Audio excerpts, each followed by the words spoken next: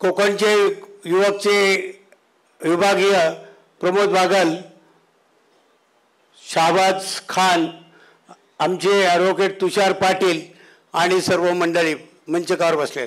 खरं म्हणजे साहेब हे जो एरिया आहे तुमचा, जसा त्या बाजूचा तालुका आहे विधानसभा एरियाचा, ज्या तऱ्हेने तुम्ही त्या तिकडे पाहताय त्याचप्रमाणे कलंबोली, कांबोटा, खारघर, पनवेल, नावडा या एरियातील सुद्धा जे आहेत राहणारे वास्तव्य करणारे सगळे तुमच्याचकडचे आहेत. त्यामुळे तिकडचं जसं आहे नातं तसंच इकडे पण तुमचं नातं आहे.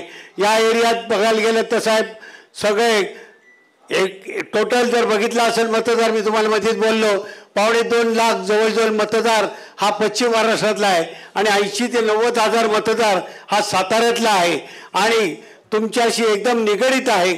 बाकी काही लोकसभेला विधानसभेला काही झालं गेलं, परंतु आता ज्या तऱ्हेने तुमच्याशी निगडीत झालेत कारण एकच आहे, हे गुलाबरावजी जगताप साहेब हे सुद्धा माथाड्यांच्या मार्फत त्यांचा हितचिंतनासाठी त्यांच्या गाडी अडचणी असतील त्यासाठी झटत असतात.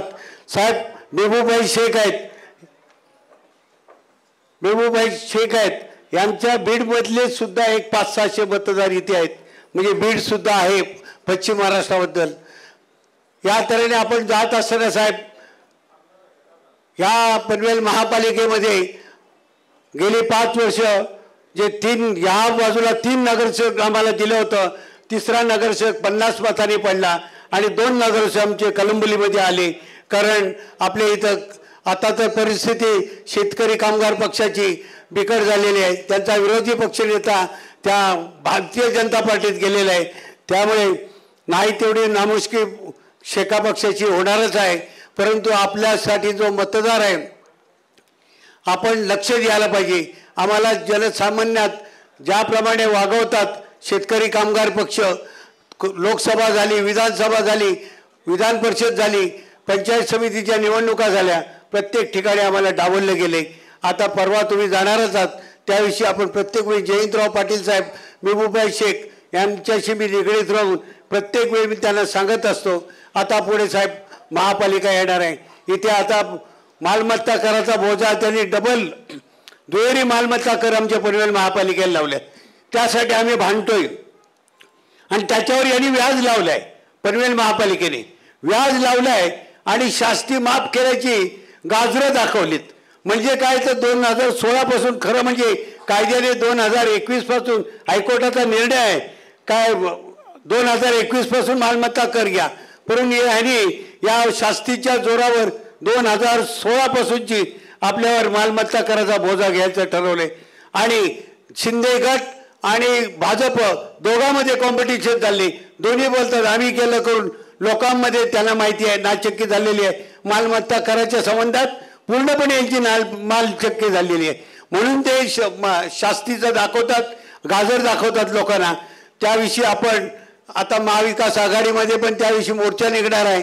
आपण याच्यावर लक्ष द्याल आणि येता जे आहे महापालिका इलेक्शन त्यामध्ये आम्हाला समान अशी वागणूक मिळेल अशी मी अपेक्षा करतो. आपण आलात साहेब, भरपूर वेळ झालेला आहे, प्रास्ताविक मोठं होतं, आवर्त घेतोय मी.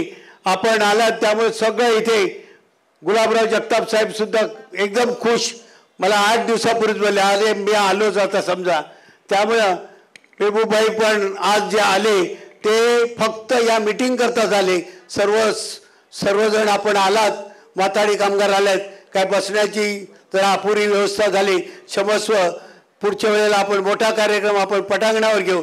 ज्याप्रमाणे आपण गेल्या वर्षी 16 डिसेंबरला पवार साहेबांचा कार्यक्रम घेतला होता, तिथे त्याच ग्राउंडला आपण शिंदे साहेबांचा गणपतीनंतर कार्यक्रम घेऊ. आपण सर्व आलात, शिंदे साहेब आपण आलात. शिंदे साहेबांची माझी 37 वर्षापूर्वीची, जगताप साहेब 37 वर्षापूर्वीची जुनी दोस्ती आहे. आमचं पुरं कौटुंबिक संबंध आहेत. आपण आलात साहेब, धन्यवाद देतोय. आणि आम्हाला ट्रान्सपोर्टच्या पण अडचणी आहेत, आपण वेळोवेळी इथे याल आणि या अडचणी सामावून घ्याल. निश्चितप्रमाणे आम्हाला खात्री आहे असेच तुम्ही वेळोवेळी येत जा आणि आम्हाला मार्गदर्शन करत जा. आणि इथे थांबते मी. जय हिंद, जय महाराष्ट्र, जय राष्ट्रवादी.